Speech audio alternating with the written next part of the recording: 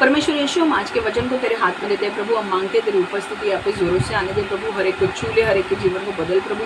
जो भी प्रकटीकरण आज वचन के द्वारा मिलने वाला है प्रभु, उस प्रकटीकरण को उनके अंदर आ जाने दे प्रभु। वो बीज को अंदर जाने दे और उनके जीवन में बड़े बड़े फल लगने दे प्रभु। परमेश्वर, हम वचन को सिर्फ सुनने वाले नहीं पर वचन पर चलने वाले बने प्रभु। आशीष वचन पर चलने से आता है, सुनने से नहीं। परमेश्वर, मैं मांगती हूँ प्रभु कि जो भी लोग आज इस वचन को सुन रहे हैं, अगर ये किसी के लिए एप्लीकेबल है ये वचन, मैं मांगती हूँ प्रभु कि उन्हें स्टेप्स लेने के लिए मदद कर प्रभु। मैं मांगती हूँ प्रभु ये वचन एक दोधारी तलवार के समान आए, जो उनके जीवन में ही नहीं जाए पर उनके हृदय में ही नहीं जाए पर उनके जीवन भी बदले, उनकी सोच भी बदले, उनका मन भी बदले और वो अपने आप को बदले और वचन के अनुसार स्टेप्स ले। यीशु के नाम से मैं मांगती हूँ, आमेन आमेन आमेन। ओके, आज का वचन बहुत ही अलग है, ठीक है, बहुत इम्पोर्टेंट वचन है एंड थोड़ा लंबा हो सकता है, इसलिए मैंने थोड़ा जल्दी शुरुआत की है। ओके, ये वचन का थोड़ा बैकग्राउंड मैं देना चाहती हूँ कि हुआ क्या था। ओके, बैकग्राउंड हम थोड़ा समझेंगे, फिर हम वचन की ओर जाएंगे। अब ऐसा हुआ है कि एलाइजा जो है, एलिया जो है, इंग्लिश में एलाइजा, हिंदी में एलिया। ओके, ये एलिया कौन था? एक भविष्यवक्ता था और परमेश्वर ने उसे एक काम पूरा करने के लिए पृथ्वी पर भेजा था। उसने अपना काम पूरा किया और अब वो परमेश्वर से बोल रहा है कि परमेश्वर, तेरे सारे भविष्यवक्ता जितने भी थे मारे गए हैं और मैं सिर्फ जिंदा हूँ। और परमेश्वर कहता है नहीं, तेरे अलावा और 7,000 ऐसे लोग हैं जो बाल के सामने, बाल ये जो भगवान था उसके सामने नहीं झुके हैं, मैंने उनको भी तेरे साथ रखा है। और ये कहने के बाद परमेश्वर उसे कहता है कि मैं तुझे जाके कहता हूँ कि कुछ लोगों को तुझे जाके अभिषेकित करना है और उन्हें अपना कार्य संभालने के लिए, आगे उन्हें भविष्यवक्ता के लिए कुछ लोगों को तुझे चुनना है। ओके, और तुझे जाके उस व्यक्ति से मिलना है, तुझे उसे अभिषेकित करना है और तेरा जो काम है वो आगे से वो करेगा। तो एलिया जो था उसको परमेश्वर ने कहा कि इनडायरेक्टली परमेश्वर ने कहा कि तेरी मिनिस्ट्री अब बंद हो रही है और तेरी मिनिस्ट्री का जो रोल है, जो मिनिस्ट्री का काम है, वो किसी और को दिया जा रहा है। ओके, पर तुझे जाके उसे अभिषेकित करना है और तुझे उसे बुलाना है और तुझे उसे बताना है कि तेरा अब से काम ये है, भविष्यवक्ता का काम है। तो एलिया अब जाता है और एलीशा से मिलने जाता है। ठीक है, अब यहाँ से स्टोरी हमारी शुरुआत होती है कि एलिया आता है और परमेश्वर ने उसे कहा है कि तुझे एलीशा को मिनिस्ट्री में बुलाना है। ओके, मतलब परमेश्वर ने एलीशा को नियुक्त किया है परमेश्वर के काम करने के लिए। God has called Elisha, okay, to do God's work. Okay, तो अब हमारी स्टोरी वहाँ से शुरू होती है। अब हम पढ़ेंगे एक राजा 19 से 21। एक राजा 19 से 21।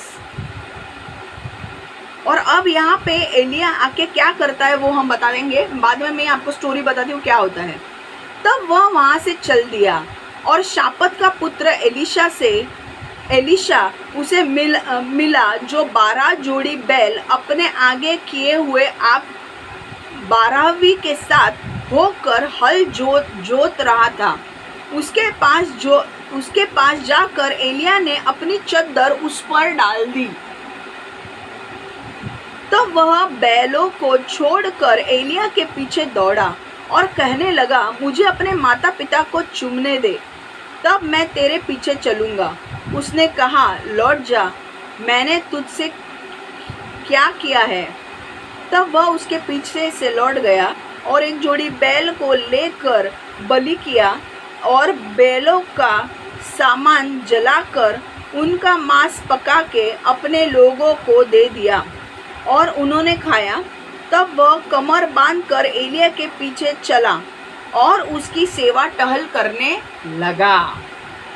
ओके, अब क्या हो रहा है देखो, बहुत इम्पोर्टेंट है ये जो वचन है ये कॉलिंग को दर्शाता है। कॉलिंग मतलब बुलाहट।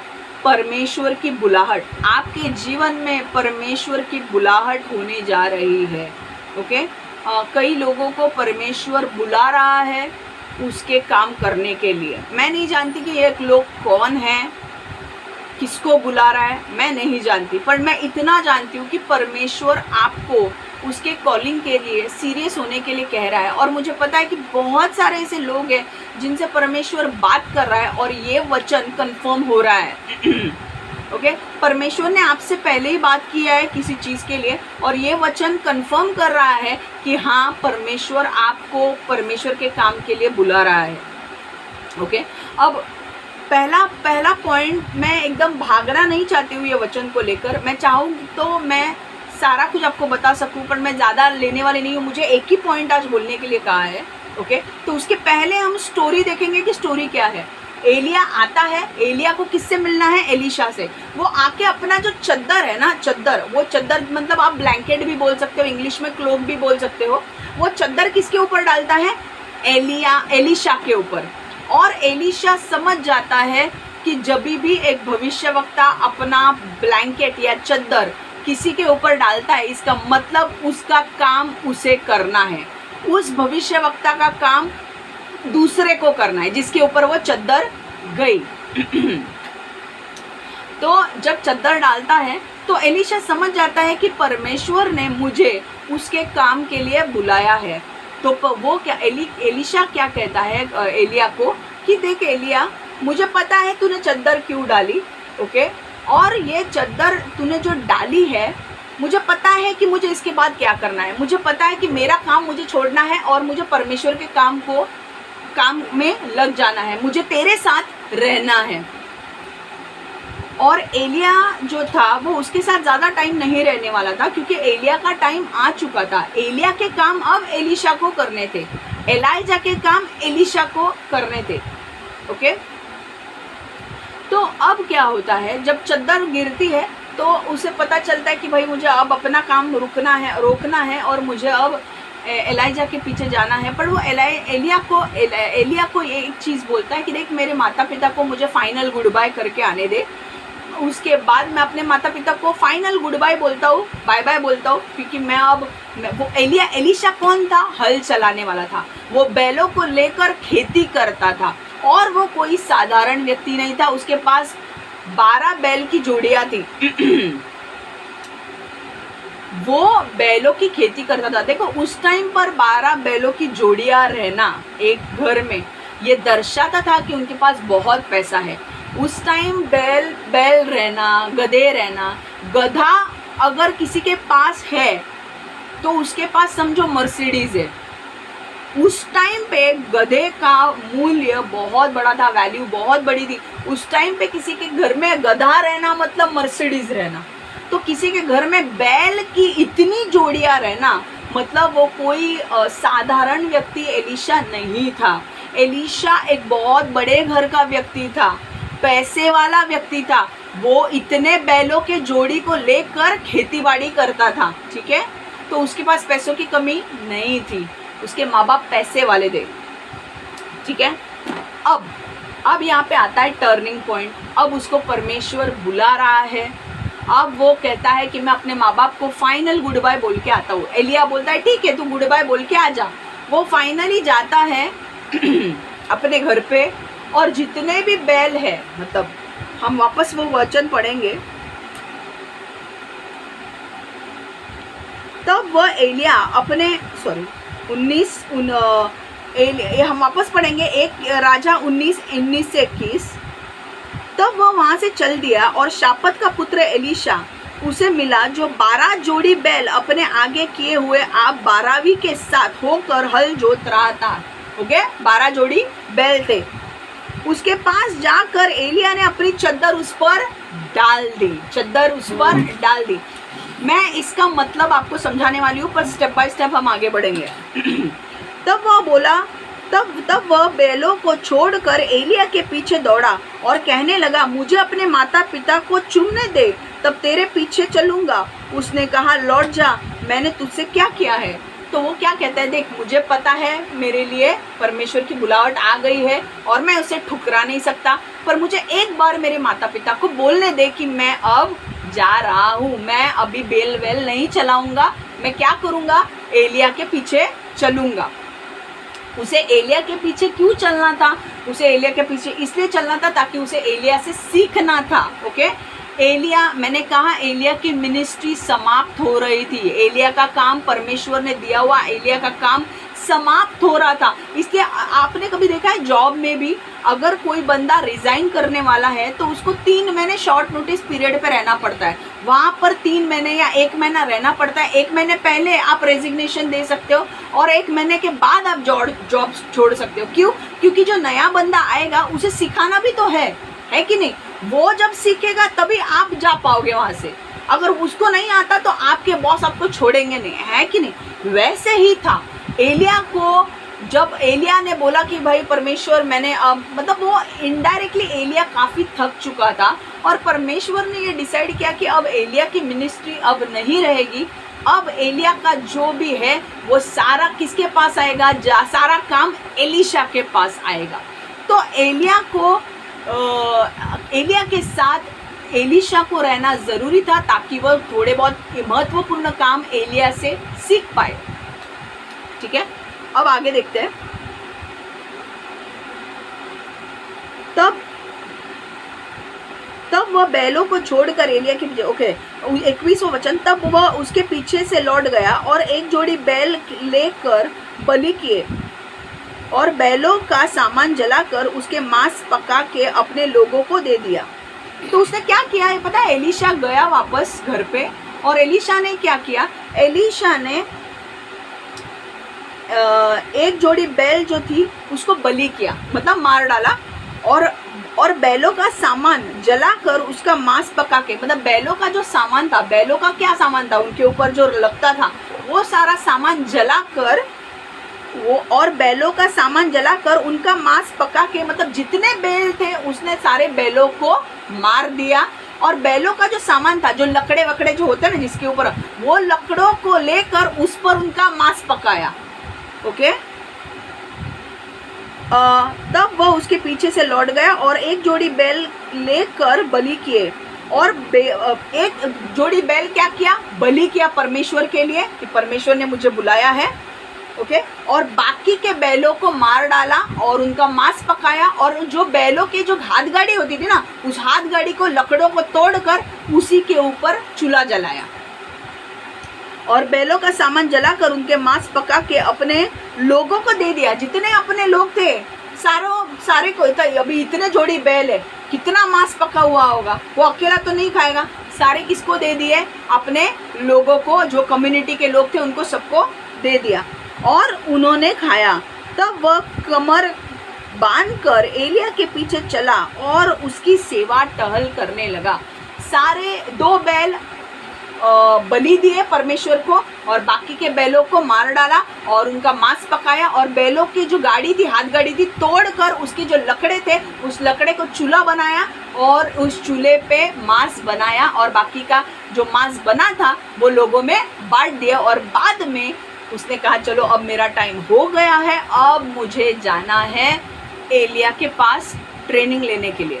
ठीक है, अब विश्वास नहीं करोगे, बहुत सारी स्टोरीज है एलीशा की, बहुत सारी स्टोरीज और हम एक एक करके लेने वाले हैं। आज फर्स्ट स्टोरी है। ओके, बट ये स्टोरी को मैंने 3 पार्ट में, मुझे फास्ट नहीं जाना था क्योंकि मैं चाहती थी कि एक पॉइंट आपको क्लियरली समझे। ओके, तो मेरा अभी मैं इंग्लिश में पढ़ रही हूँ, फिर मराठी में पढ़ूंगी। 1 Kings 19:19-21।1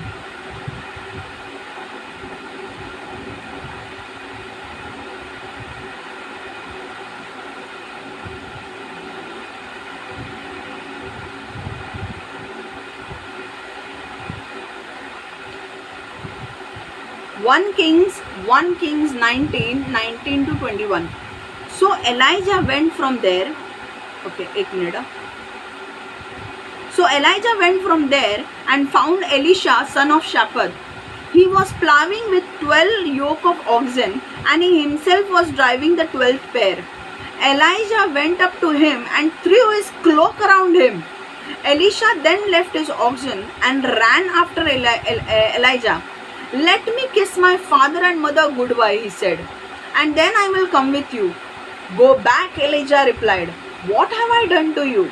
So Elisha left him and went back. He took his yoke of oxen and slaughtered them. He burned the plowing equipment to cook the meat and gave it to the people, and they ate it. And then he set out to follow Elijah and became his servant. Amen. Marathi में पढ़ेंगे. 1 राजा 19 ते 21.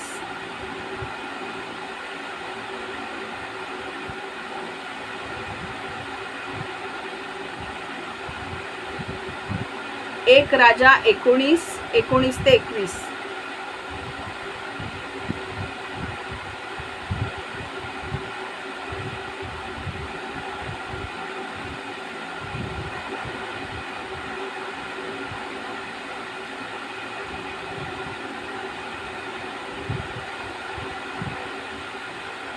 एक राजा 19 ते 21. तेव्हा एलिया तिथून निघाला आणि शाफ्टाचा मुलगा अलीशा याच्या शोधात निघाला. अलीशा तेव्हा आपली 12 एकरांची जमीन नांगरत होता. कितने एकड़ की जमीन थी उसके पास? 12 एकड़ की जमीन थी. एलिशा कोई साधारण व्यक्ति नहीं था, पैसे वाला व्यक्ति था. उसके पास बैल थे, 12 जोड़ी बैल और 12 एकड़ जमीन. बॉस बहुत उस टाइम पे था उसके पास पैसा. ठीक है. अब ये कॉलिंग, 1 मिनट मैं जिस बोल रही हूँ तो मुझे परमेश्वर बोल रहा है कि कॉलिंग सिर्फ छोटे लोगों को नहीं आता है. बुलाहट परमेश्वर की सिर्फ छोटे लोगों को नहीं आती है. परमेश्वर की बुलाहट बड़े बड़े रिच लोगों को भी, पैसे वाले लोगों को भी आ सकती है. आमेन. तो अगर आपको लगता है कि यार मिनिस्ट्री में सिर्फ छोटे ही लोग आते हैं या मिडिल क्लास लोग या पुअर लोग, नहीं, ऐसा नहीं है. बड़े लोगों को भी परमेश्वर अपने काम के लिए बुला सकता है. एलिशा बड़ा था, उसकी 12 एकड़ ज़मीन थी और उसके ऊपर 12 जोड़े बैल थे उसके पास, और उन बैलों को लेकर वो अपना हल चलाता था. तो सोचो कितना मुनाफा वो कमाता होगा और कितने पैसे होते होंगे उसके पास. ठीक है. देखो अब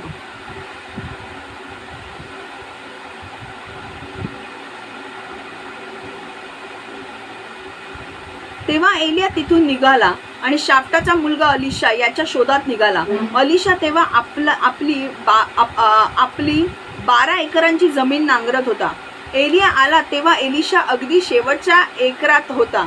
एलिया अलीशा जवळ आला. एलियाने मग आपला संदेष्टाचा खास अंगरखा अलीशावर पांघरला. खास अंगरखा मतलब क्या? ब्लैंकेट आप बोल सकते हो, कोट बोल सकते हो, ब्लँकेट बोल सकते हो या चद्दर बोल सकते हो. ते त्याने एलिशावर टाकला असा आणि तो एलिशावर गेला. अलीशाने लगेच बैल सोडून दिले आणि तो एलियाच्या मागे धावत गेला. अलीशा त्याला म्हणाला, मला माझ्या आई वडिलांना निरोप घेऊ दे, मग मी तुझ्याबरोबर येतो. एलिया म्हणाला, ठीक आहे, जा, माझी काही हरकत नाही. अलीशाने मग आपल्या आई वडिलांसमवेत सणासुदीसारखे जेवण घेतले.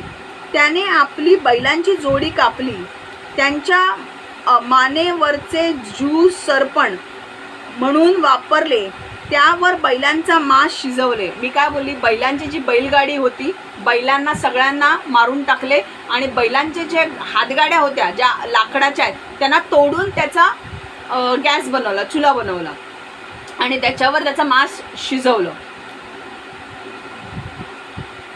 त्याने आपल्या बैलांची जोडी कापली, त्याचे मानेवरचे जू सरपण म्हणून वापरले, त्यावर बैलांचे मांस शिजवले. सर्व लोकांना जेवायला बोलवले. मग अलीशा एलियाच्या पाठोपाठ गेला. एलियाचा तो मदतनीस झाला. कळलं? मदतनीस झाला म्हणजे एलियाच्या खाली त्याला राहायचं होतं आणि एलियाकडनं थोडंफार शिकायचं होतं. एलिया जास्ती दिवस राहणार नव्हता. ओके. स्टोरी समझ में आ रही है आपको? आई होप आपको स्टोरी अगर समझ में आ गई, वचन इजीली समझ में आ जाएगा. पहला पॉइंट, आज का जो इम्पोर्टेंट पॉइंट है, बहुत ही महत्वपूर्ण है. whenever God calls you to do his work, be obedient. whenever God calls you to do his work, be obedient. जब परमेश्वर आपको बुलाता है उसका काम करने के लिए तो आज्ञाकारी रहे। जब परमेश्वर आपको बुलाता है उसका काम करने के लिए तो आज्ञाकारी रहे। जेव्हा देव तुम्हाला त्याच्या कामासाठी बोलवतो तेव्हा आज्ञाकारी राहा। जेव्हा देव त्याच्या कामासाठी तुम्हाला बोलवतो तेव्हा आज्ञाकारी राहा। बुलाता है तो अपने, जब परमेश्वर आपको बुलाता है उसका काम करने के लिए तो आज्ञाकारी रहे।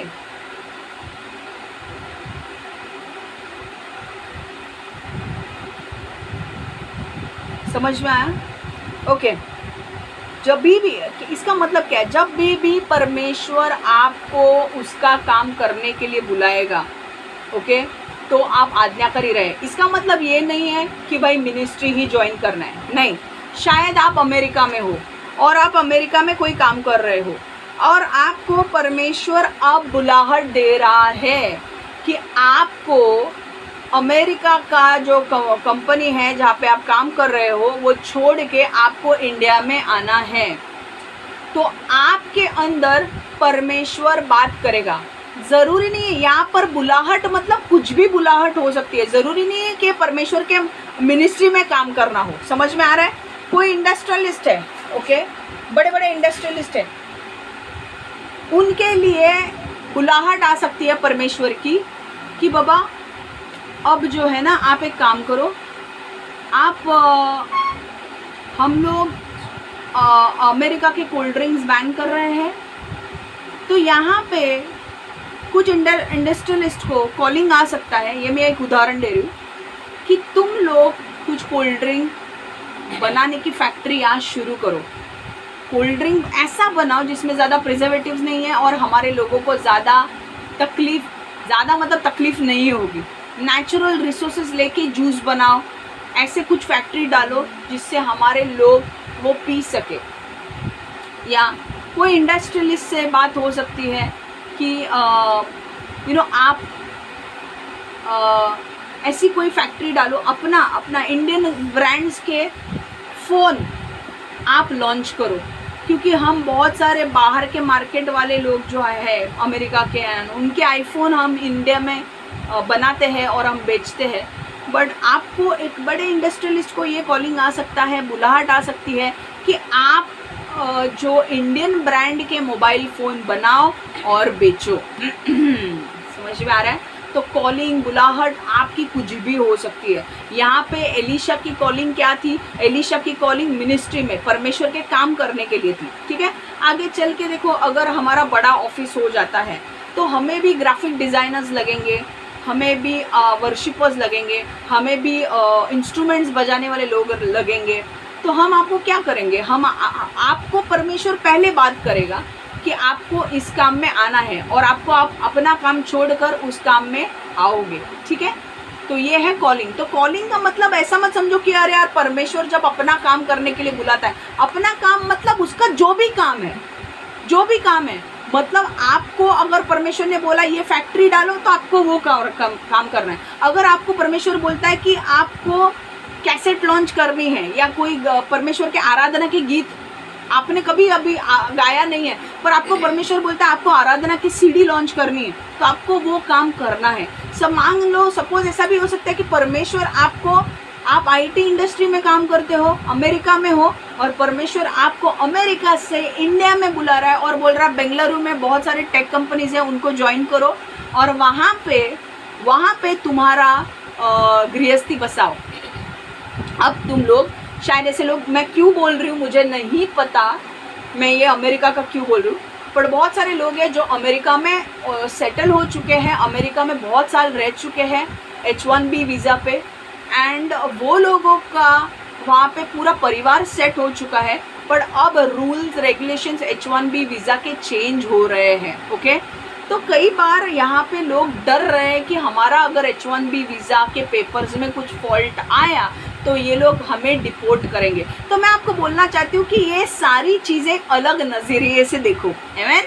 अलग नज़रिए से जब आप देखोगे तो आपको प्रॉब्लम नहीं होगा। शायद से आप ऐसे नज़रिए से देखो कि अगर आपके पेपर में कुछ फॉल्ट आ भी गया और आप एक बहुत अच्छे टेकी हो, आप बहुत अच्छा कोडिंग करने वाले हो या टेकी हो, तो और आपके H1B वीज़ा में फॉल्ट आ गया तो आपका नाम जाएगा लिस्ट में, और ट्रम्प जो है, प्रेसिडेंट ट्रम्प जो है, वो आपको डिपोर्ट करने के लिए तैयार हो जाएगा। अब डिपोर्ट मतलब क्या, अमेरिका से निकल के इंडिया में आ जाओ क्योंकि पेपर्स बराबर नहीं है, but you are a excellent techie. आपको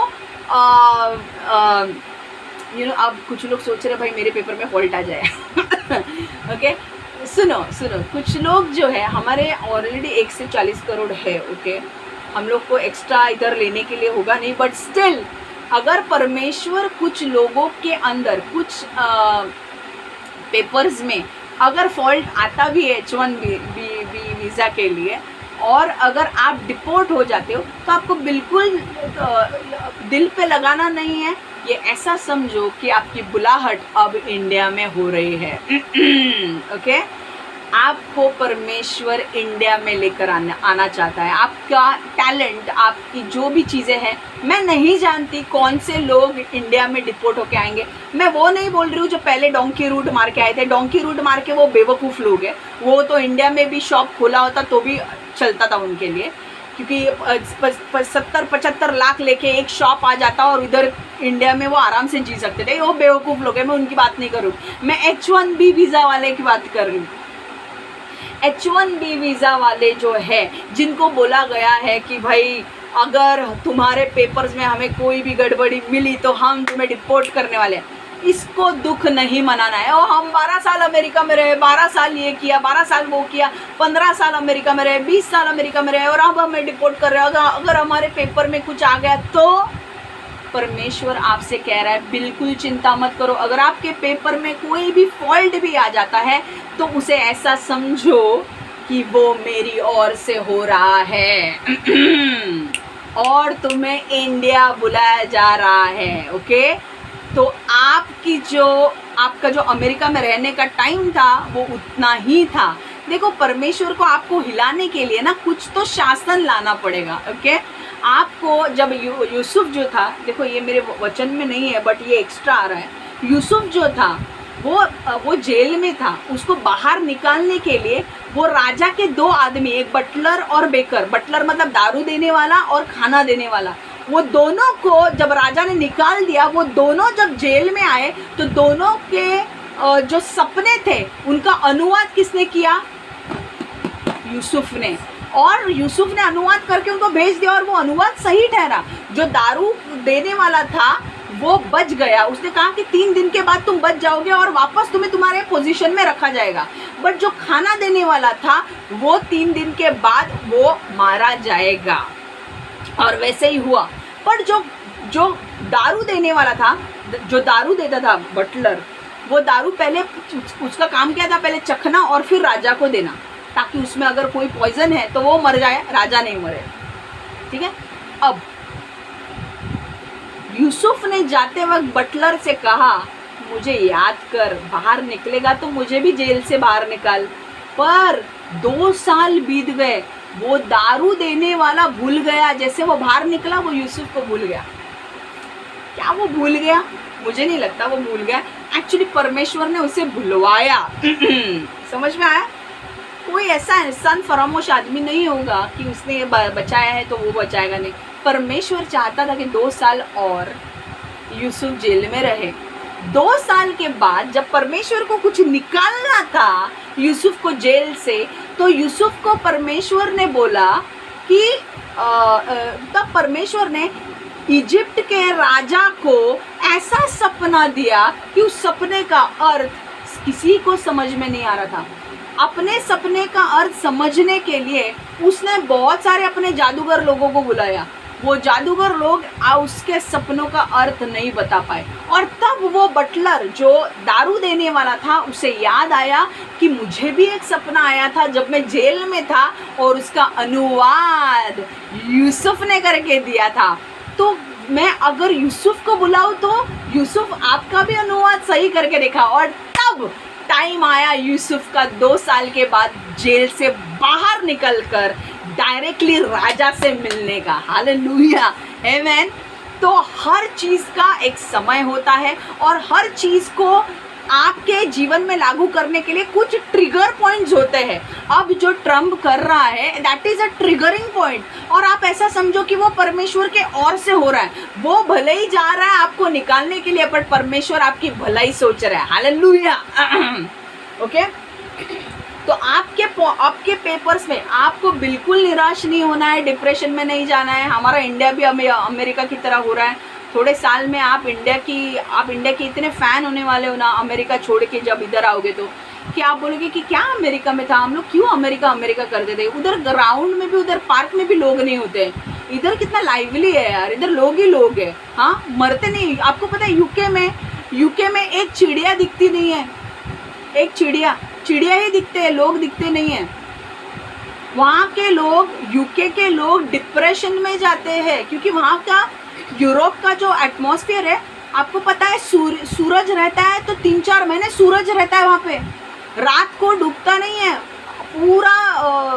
सुबह जैसा रात भी 10 बजे, रात के 10 बजे हमारे यहाँ पे अंधेरा होता है ना, यूरोप के उसमें कुछ पार्ट में कई बार सुबह के हमारे 10 बजे का सूरज कैसा रहता है, रात को उस टाइम पे रात को वो सूरज 10 बजे वैसा रहता है। कैसा लगेगा आपको? आपको नींद आएगी क्या? कई बार उन पार्ट्स में, यूरोप के कुछ पार्ट्स में ऐसा रहता है कि 4-4 महीने अंधेरा रहता है, सूरज आता ही नहीं है, और उस टाइम पे आपको काम करना है। आप सुबह उठो तो अंधेरा, रात हुई तो अंधेरा, कैसे लगेगा आपको? और वहाँ पे लोग डिप्रेशन में जाते हैं, क्योंकि वहाँ पे लोग नहीं है बात करने के लिए। जगह बहुत बड़ी है, लोग कम है वहाँ पे। हमारे यहाँ पे जगह बड़ी है पर लोग भी बहुत ज़्यादा है। इधर उधर किधर भी घुसो, सब मिल जाएंगे तुम्हें बात करने के लिए। अकेलापन यहाँ पे महसूस ही नहीं होता है इंडिया में, क्योंकि तुम किधर भी जाओ, किधर भी सब लोग एंड इतने फ्रेंडली लोग हैं। हमारे भाजी वाले, ये वाले, वो वाले, सब एक दूसरे के साथ बात करते हैं। समझ में आ रहा है? तो मैं क्या बोल रही हूँ, H1B वीज़ा के लिए मुझे कल परमेश्वर ने बोला था कि H1B वीज़ा वाले जो है उनको बहुत ही डिप्रेशन हो रहा है, बहुत ही टेंशन आ रहा है, एंजाइटी हो रही है कि हमारे डॉक्यूमेंट्स में अगर कुछ आ गए तो हमें डिपोर्ट करेंगे। कोई बात नहीं, आपको परमेश्वर, ऐसा सोचो कि परमेश्वर की बुलाहट आपके लिए आ रही है और आपको परमेश्वर इंडिया बुला रहा है। तो अगर ट्रम्प ने ये नहीं निकाला होता और आपके पेपर्स में नहीं फॉल्ट निकला होता तो आप इंडिया नहीं आ पाते। तो ऐसा समझो कि आपकी बुलाहट आ रही है। अगर पेपर्स में फॉल्ट निकलते हैं और ट्रम्प लिस्ट मांगता है और ट्रम्प बोलता है कि भाई इतने सारे लिस्ट वाले लोगों को भेज दो इंडिया, अरे आ जाओ इंडिया, कुछ प्रॉब्लम नहीं है, हम आपको स्वीकार करेंगे, आप हमारे लोग हैं, हम आपको स्वीकार करेंगे और इंडिया में कुछ आप बहुत ही ज़बरदस्त करने वाले हैं। आमेन। आप अच्छे टेकी हो सकते हैं, आप अच्छा कुछ करने वाले हो सकते हैं, आप कुछ भी नहीं करने वाले होंगे, बट फिर भी आपको परमेश्वर इंडिया बुला रहा है। क्यों? क्योंकि आपका कुछ काम है इंडिया में। हालेलुया, आमेन। तो बिल्कुल निराश नहीं होना है। अब कुछ लोग बोलेंगे मेरे पेपर में कुछ आने दो ओके कुछ लोग बोलेंगे मेरे पेपर में आने दो भाई, मैं निकलना चाहता हूँ। देखो, हमारा कंट्री 140 करोड़ का कंट्री है, बहुत ज़्यादा लोग हैं, बट वी स्टिल, अगर हमारे लोग डिपोर्ट हो जाते हैं कोई बात नहीं, आ जाओ वापस। अगर आपका ऐसा भी हो सकता है कि आप इंडिया में आके अपना खुद का टेक बिजनेस चालू कर सकते हो या जो भी चालू कर सकते हो, या तो फिर आप दूसरे कंट्रीज़ के लिए वापस अमेरिका छोड़ के दूसरे भी कंट्रीज है वहाँ पे आप ट्राई कर सकते हो। ओके, तो परमेश्वर आपको अगर इंडिया बुला रहा है तो we welcome you with open hands. Please come back, don't worry. वो सिर्फ एक ही मैं रिक्वेस्ट करना चाहूँगी, उनको हथकड़ी नहीं पहनाना है। Send them with respect. We treat your citizens with respect. I treat American citizens with respect. I expect you to treat Indian citizens with respect. Don't handcuff them. If you want to deport them, deport them. Don't handcuff them. They are not come through donkey route. They are H1B visa. हमारा brain Dane तुम्हारे यहाँ पे हो रहा है, इसीलिए तुम्हारे companies बढ़ रहे हैं. We want our brain back. Okay? And these are H1B visa holders. इनको अक्ल है इसलिए तुम वहाँ पे ले रहे हो. So we want our holders back. Okay? And जो holders आएंगे, I think बहुत सारे लोग खुश भी हो रहे, पता नहीं हंस रहे, पता नहीं हमें कुछ मिलेगा तो नहीं, तुझे तो मिलना ही नहीं चाहिए. you are steady where you are, you stay there only, okay? In Silicon Valley you are good, but बहुत सारे हमारे दूसरे भी लोग हैं जो सिलिकॉन वैली में हैं। अगर तुम्हारे सिलिकॉन वैली में है या और कई देश में अमेरिका के, और आपको डिपोर्ट किया जाता है, don't worry, this time they will not disrespect you, they will just send you back, they will not handcuff you, they will send you back with respect. You come back, we are open to welcome you, okay? So don't feel, ये सिर्फ इतना समझो, परमेश्वर तुम्हें India में अब देखना चाहता है। Your calling is in India, इसलिए तुम वहाँ से यहाँ आ रहे हो। So don't go in depression, यहाँ पे आपके लिए कुछ बड़ा काम रखा है। ठीक है, ओके? कुछ लोग ऐसे भी हो सकते हैं वो इंडिया में आएंगे and then they will try for some other countries, वो भी हो सकता है। आपको वापस परमेश्वर दूसरे देश में भेजेगा, कोई बात नहीं, बट अगर आप इंडिया में आते हो वी वेलकम यू। अगर आप डिपोर्ट हो जाते हो because of H1 visa fault, तो आप we accept you with open arms, and आप यहाँ पे आके आपके लिए कुछ तो रखा है और आप वो बड़ा काम करने वाले, ओके? सो ये मुझे कल बहुत ज़ोर से बोला गया था गॉड ने कि प्लीज़ H1B वीज़ा वालों के बारे में ज़रा बता, they are in depression, they feel very bad. तो मैंने H1B वीज़ा वालों के लिए बात की, ठीक है? अब मैं बात कर रही हूँ, शायद से हमारा पार्ट 1 और पार्ट 2 होगा क्योंकि अब 36 मिनट हो चुके हैं, ओके? अब जो एलाइजा आता है, थोड़ा सा बैकग्राउंड मैं आपको देना चाहती हूँ। एलाइजा जब आता है, ओके? एलाइजा, एक चीज़ मैं आपको बोलना चाहती हूँ, जो भी परमेश्वर आपको करने के लिए कहता है वो करो, okay? Don't ask questions, do it. Eliza जब आया, उसने एलिशा के ऊपर चद्दर फेंकी। इसका मतलब क्या है? इसका मतलब 3 चीज़ें हैं।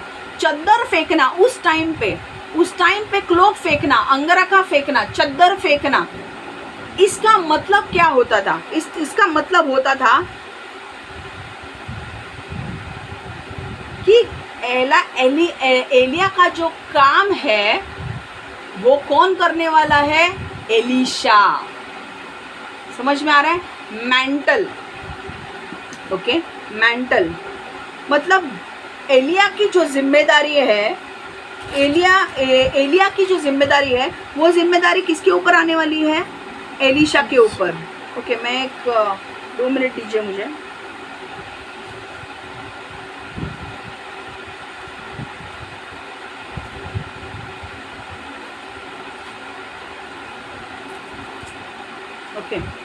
ओके, सुनो।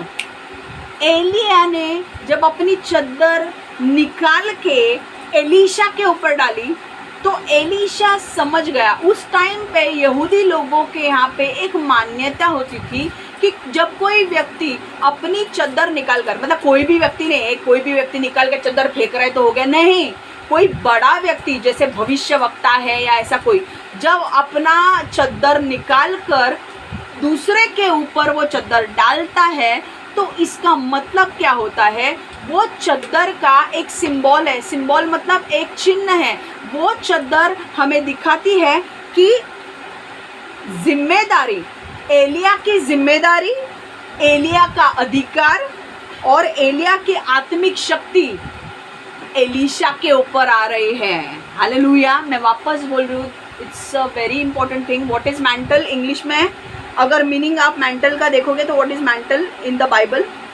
In the Bible, a mantle refers to both a physical outer garment like a cloak worn by prophets and a spiritual symbol of divine calling, anointing, authority. Okay? तो जो अगर एलिया ने जैसे अपनी चद्दर निकाल के एलिशा पे डाली तो वो चद्दर का अर्थ क्या है? वो चद्दर आके आई, मतलब क्या इसका बोलना था? एलिया ने बिना बात किए एलिशा को समझा दिया कि उसे क्या करना था। वो चद्दर निकाल के जब उसने एलिशा के ऊपर डाली तो एलिशा समझ गया कि मुझे बुलाहट आ गई है।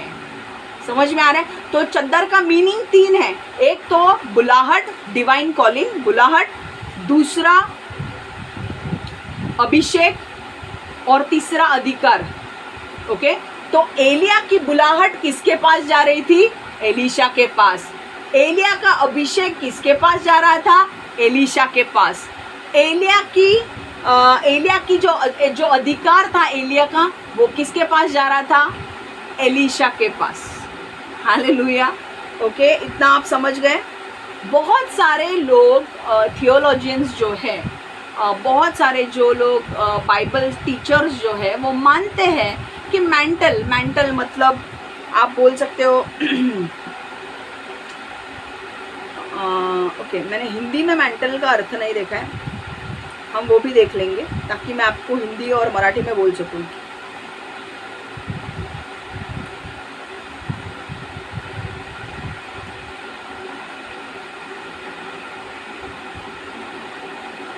मेंटल मतलब आप जिम्मेदारी समझ सकते हैं, मेंटल मतलब जिम्मेदारी, जवाबदारी।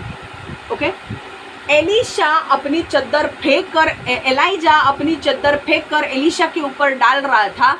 वो इनडायरेक्टली अपनी जिम्मेदारी, अपना कॉलिंग, अपनी बुलाहट, अपना अभिषेक और अपना अधिकार एलिशा को दे रहा था। आमीन, समझ में आ रहा है? बहुत सारे थियोलॉजियन, बहुत सारे टीचर्स जो है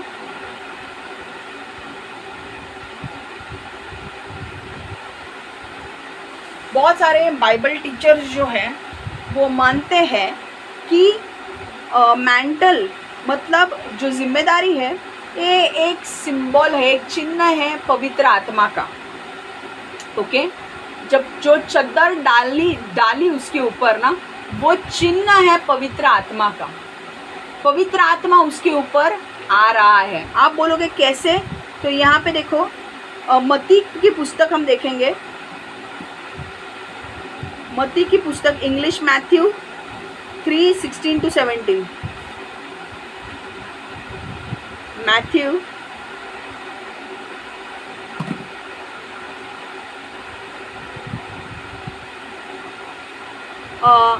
देखो, मत्ती 3:16-17 तीन चीज़ें आ रही थी। एलिजा ने जब चद्दर फेंकी एलिशा के ऊपर, तो तीन चीज़ें एलिशा को मिल रही थी। उसका एलाइजा का कॉलिंग, बुलाहट मिल रही थी उसको, दूसरा अभिषेक मिल रहा था और तीसरा अधिकार मिल रहा था। ठीक है, तो एलिशा ये नहीं हुआ चद्दर आ गई तो इसका मतलब क्या, गर्मी ठंडी लग रही इसलिए चद्दर आई, नहीं। ये चद्दर एक सिंबल था, एक चिन्ह था कि एलिशा को बुला रहा है परमेश्वर अपने काम के लिए, और उसे जो एलिया का जो काम था वो एलिशा करेगा, और एलिशा के पास अभिषेक भी आएगा और एलिशा के पास अधिकार भी आएगा। मैं जानबूझकर ये तीन चीज़ें रिपीट कर रही हूँ ताकि आपके दिमाग में जाए। ओके, अब बहुत सारे लोग मानते हैं कि जैसे चद्दर फेंकना मतलब अभिषेक जाना, बुलाहट जाना और अधिकार जाना, पर बहुत सारे थियोलॉजियंस मानते हैं कि ये चद्दर फेंकना मतलब एक व्यक्ति के ऊपर पवित्र आत्मा आना। समझ में आ रहा है? तो इसका कैसे है हम बात करेंगे इसके ऊपर, क्योंकि कई बार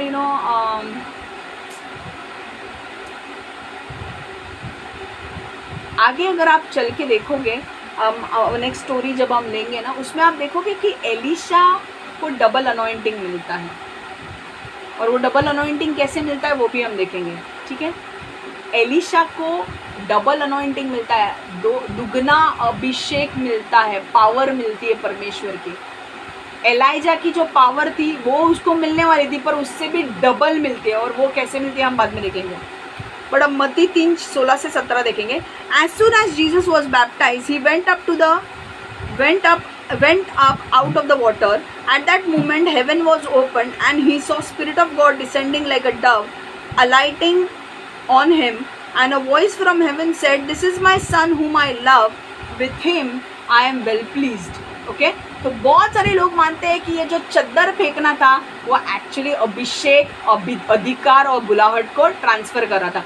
जब यीशु पानी में बपतिस्मा यीशु ने लिया, यूहन्ना बपतिस्मा से यीशु ने बपतिस्मा लिया और पानी में से बाहर निकला, तो ऊपर से एक कबूतर आके जैसे एक कबूतर जैसे उसके ऊपर आया, और वो कौन था? वो पवित्र आत्मा यीशु के ऊपर आया। क्यों आया यीशु के ऊपर? क्योंकि यीशु अब उसकी मिनिस्ट्री स्टार्ट करने वाला था। हालेलुया। हम ये हिंदी और मराठी में भी पढ़ने वाले हैं। मत्ती 3:16-17 मत्ती 3:16-17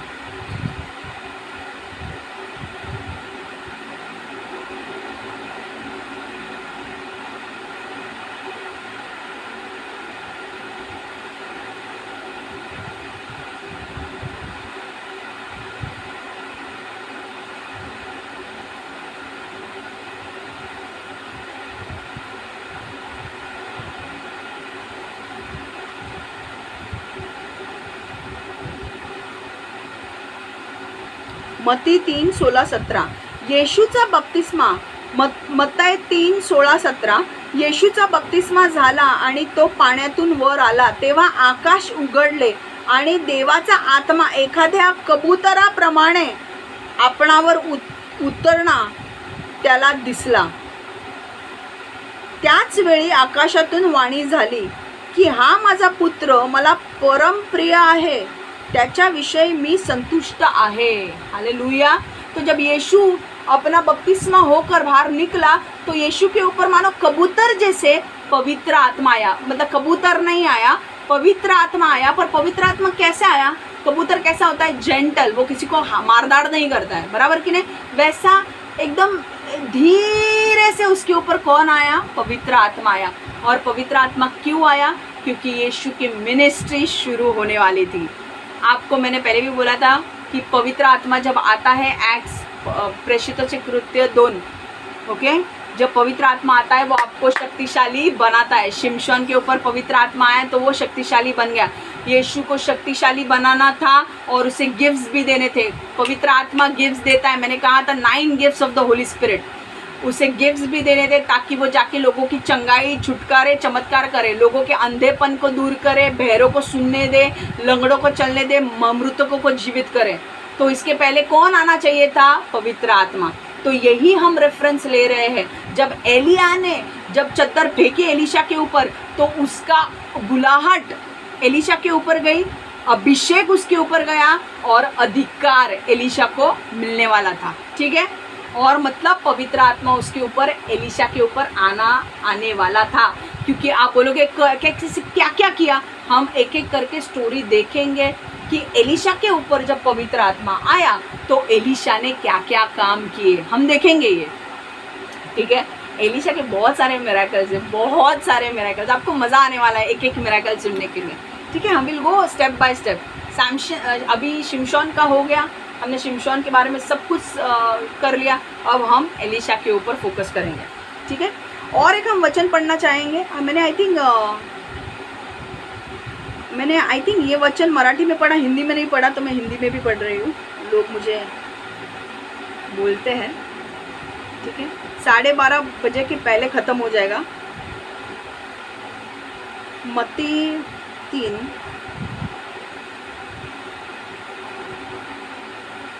16-17. मत्ती 3:16-17.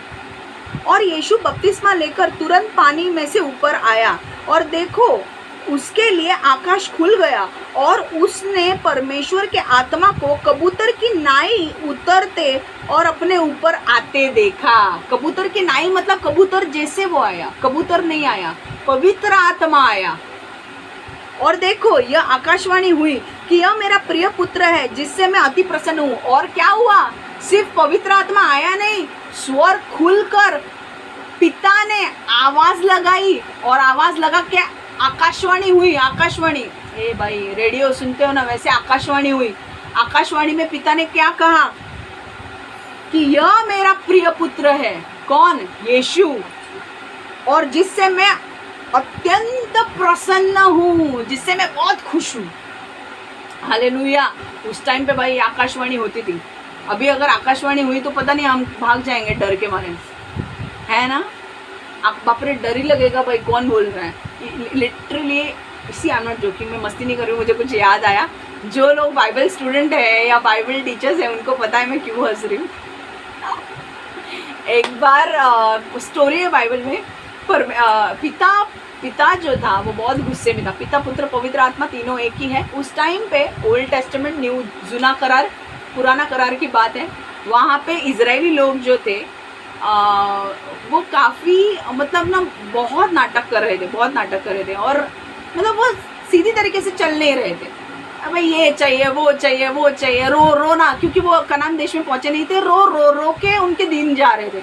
और एक बार आकाशवाणी हुई और पिता ने आकाशवाणी की और इन्होंने सुना.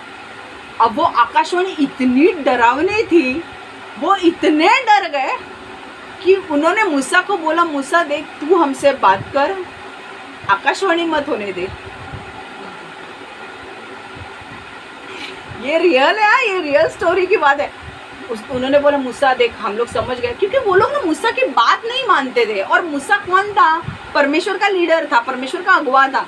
तो परमेश्वर वो थक गया था यार, 20 लाख लोगों को समझाते समझाते वो सीरियसली थक गया था। और परमेश्वर ने ना उसका मतलब वो जो इरिटेशन था ना, फ्रस्ट्रेशन था ना, वो देख लिया। और आकाशवाणी हुई, पिता ने की वो आकाशवाणी। वो इतना डर गए ना लोग, वो आकाशवाणी। उन्होंने बोला देख देख मूसा, तू हमसे जो भी बोलेगा ना हम करेंगे, पर ये आकाशवाणी मत होने दे। समझ में आ रहा है? इतना डरावना आवाज था। और परमेश्वर डायरेक्टली बोल रहा है कि मैं भस्म कर दूंगा तुम्हें अगर तुमने नहीं सुना तो वो लोग तो तितर बितर हो ही जाएंगे ना। उन्होंने बोला भाई माफ़ करो परमेश्वर, हमें माफ़ करो, पर अभी मूसा जो बोलेगा वो करेंगे हम। एक बार ऐसे भी हुआ है कि यीशु तू हमसे बात कर, पिता तक जाने मत दे। हम लोग बोलते हैं ना कि मम्मी तू ये मैटर रफा दफा कर, पापा को मत बोल, है ना, पापा छड़ी निकालेंगे मेरी लगेगी। तो हम लोग क्या करते थे बचपन में, मम्मी के साथ ही मैटर सॉल्व कर लेते थे। मैटर पापा के हाथ में नहीं जाने देते, पापा के हाथ में गए तो 2-4 चमाट भी लगेंगे। ओके, तो मम्मी के यहाँ पे ही मैटर सॉल्व करके बुझा देते थे। वैसा होता था कि मूसा तू हमसे बात कर बाबा, पिताजी को मत बोलने दे। And this is and if you feel, अगर मैं झूठ बोलूँ please ask pastors, this is true और नॉट। ओके, यशायाह हमने ओके यशायाह की पुस्तक हम देखेंगे। यशायाह 42:1, आइज़ाया 42:1।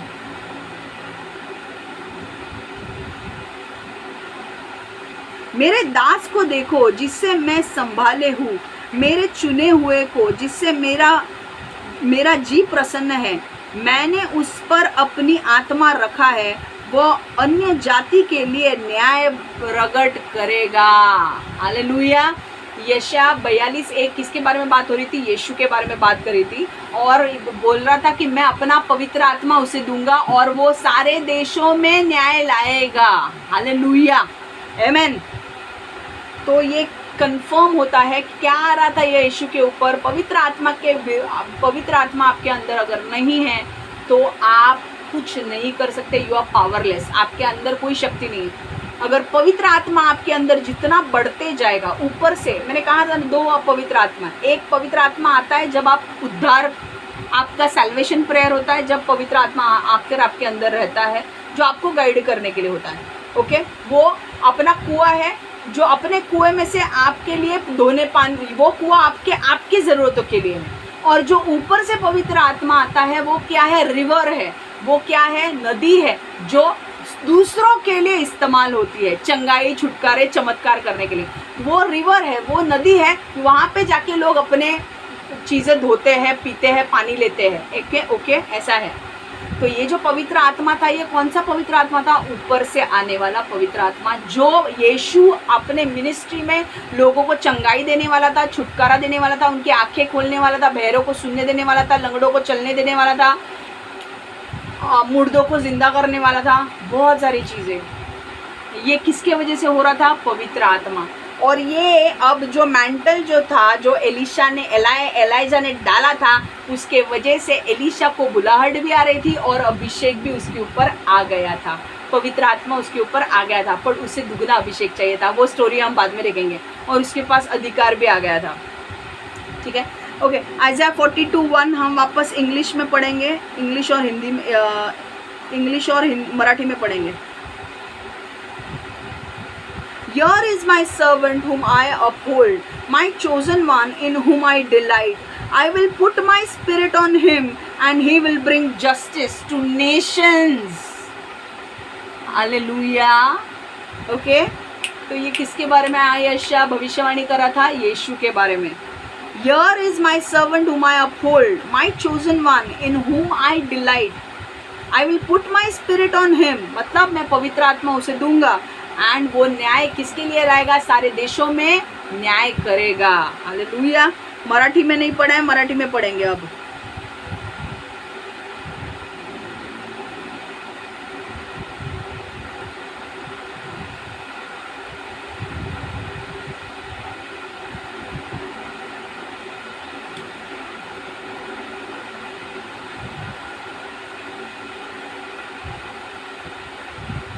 माझ्या सेवकाकडे पहा. मराठीमध्ये मी वाचते आहे, यशाया 42:1. माझ्या सेवकाकडे पहा, मी त्याला आदर देतो, मी ज्याला निवडले आहे असा तो एक आहे आणि मी त्याच्यावर खुश आहे. मी माझा आत्मा त्याच्यात घालतो, तो न्यायमार्गाने राष्ट्रांना न्याय देईल. हालेलुया. इसके बारे में बात हो रही थी, यीशु के बारे में. और कब बात हो रही थी? जब पवित्र आत्मा उसके ऊपर आएगा तो यीशु सारे राष्ट्रों के ऊपर न्याय लाएगा. ओके.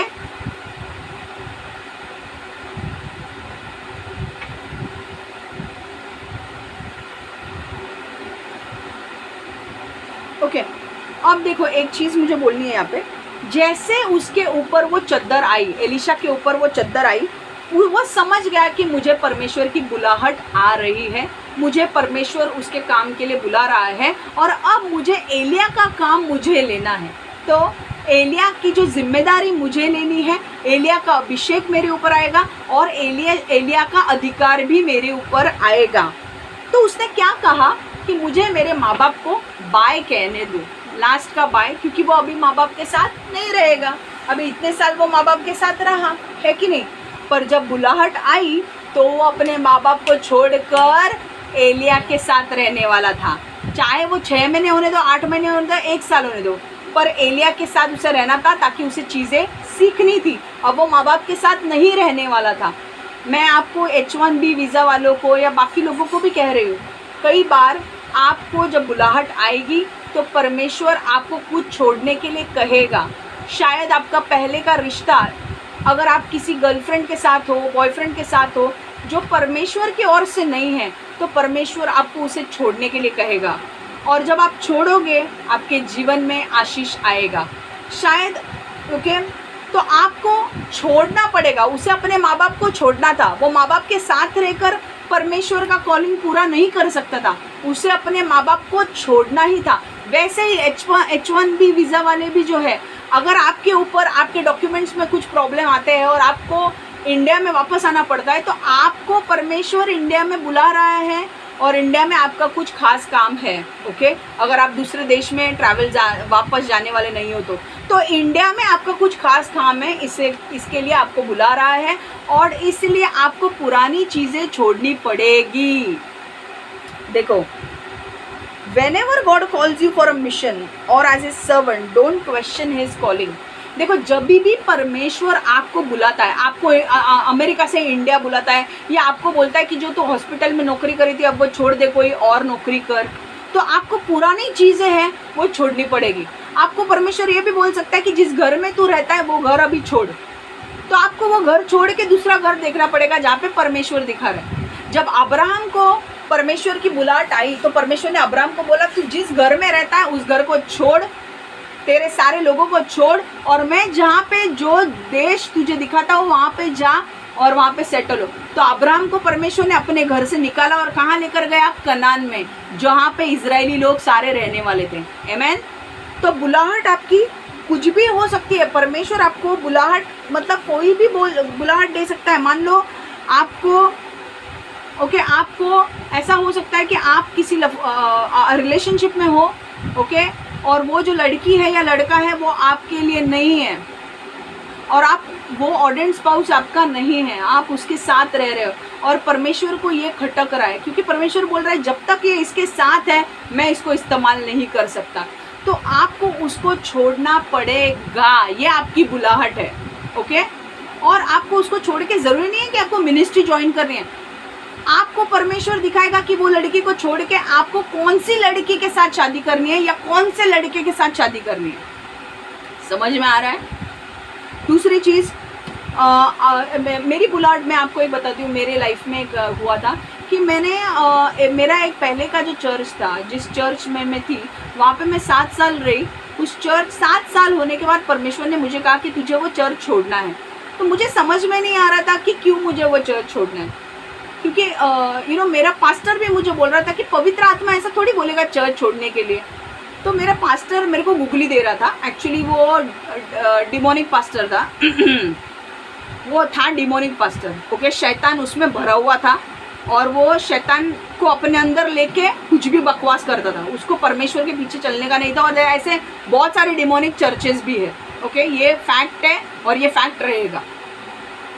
दूसरी चीज़, जब उसने मुझे बोला कि ऐसा कोई है क्या, या पवित्र आत्मा बोलेगा क्या एक चर्च छोड़ के दूसरे चर्च में जाओ, तो मुझे डाउट आने लगा, क्योंकि बड़े लोग हैं, इनको ज़्यादा नॉलेज है। हमको क्या लगता है, इनको ज़्यादा बाइबल पता है, इनको ज़्यादा नॉलेज है, तो हमको क्या लगता था, मुझे क्या लगता था कि यार ये बराबर बोल रहा है, ऐसे कैसे पवित्र आत्मा बोल सकता है। पर बाद में ना वो चीज़, जब मैंने उस चीज़ को, मतलब पवित्र आत्मा जब मुझसे बात कर रहा था कि तुझे ये चर्च को छोड़ना है, तो मेरे से ना वो हो नहीं रहा था छोड़ने के लिए। और मुझे ऐसा लग रहा था कि मेरा पास्टर जो बोल रहा है वो सही है, कि कोई पवित्र आत्मा कैसे बोलेगा चर्च छोड़ने के लिए। बट धीरे धीरे धीरे जब मैंने उस चीज़ को अनसुना करने लगी ना, मैंने पवित्र आत्मा के आवाज़ को अनसुना किया कि नहीं नहीं नहीं, ये शैतान का आवाज़ है। पवित्र आत्मा का आवाज़ को मैंने शैतान का आवाज़ समझा, क्योंकि मुझे कुछ नॉलेज नहीं था तब, क्लैरिटी नहीं थी, नॉलेज नहीं था। उसके बाद पवित्र आत्मा ने मेरे अंदर ऐसा काम किया कि दिन रात उठते बैठते मेरे मन में सिर्फ एक ही सवाल, ये चर्च को छोड़, ये चर्च को छोड़, ये चर्च को छोड़, सुबह उठ के चर्च को छोड़, रात को सोते वक्त चर्च को छोड़। दिन रात में मैं कहीं पे भी काम पे जाती थी, काम में भी वही थॉट आते थे, ये चर्च को छोड़। आप यकीन नहीं मानोगे, मैं नाइजीरिया गई थी और वहाँ पे मैंने उस लड़की के साथ, वो एक लड़की थी हमारे डॉर्मेट्री में, मैंने उसके साथ कभी ज़्यादा बात नहीं की थी। लास्ट डे पे, जिस दिन नेक्स्ट डे मेरी फ़्लाइट थी और मैं इंडिया वापस आने वाली थी, लास्ट डे पे वो लड़की मेरे साथ इतना बातें कर रही थी, हम दोनों ने कम से कम हाफ ऑफ द डे, मतलब 6 बजे से लेकर हम बातें ही कर रहे थे रात को 10-11 बजे तक। और एक लड़की आई और उसने बोला कि प्लीज़ स्लीप नाउ, अब सो जाओ, रात हो गई है, 11 बज गए। एंड वो लड़की मेरे साथ इतनी बातें कर रही थी, क्योंकि उसे पता था कि नेक्स्ट डे मैं जा रही हूँ, मेरा इंडिया का फ़्लाइट है। और उसने मुझे सिर्फ एक ही चीज़ कही कि उसने मुझे कहा कि मैं तुझे सिर्फ ये बोलना चाहती हूँ कि जिस चर्च में तू है वो चर्च छोड़। और मेरे अंदर ये चीज़ें होने लगी थी। ये मैं दूसरे चर्च की बात कर रही हूँ। पहले वाले चर्च छोड़ते वक्त मुझे पवित्र आत्मा इतना डील करने लगा, पवित्र आत्मा मेरे साथ, मतलब उठते बैठते वही चीज़, छोड़ छोड़ छोड़। जब तक मैं वो नहीं कर रही थी ना, मेरे पीछे पवित्र आत्मा लगा था। चोर के पीछे कैसे पुलिस पड़ती है ना, वैसे पवित्र आत्मा मेरे पीछे पड़ा था कि जब तक तू ये काम नहीं करेगा मैं तुझे नहीं छोड़ूंगा। और उठते बैठते मैं वही सोचती थी।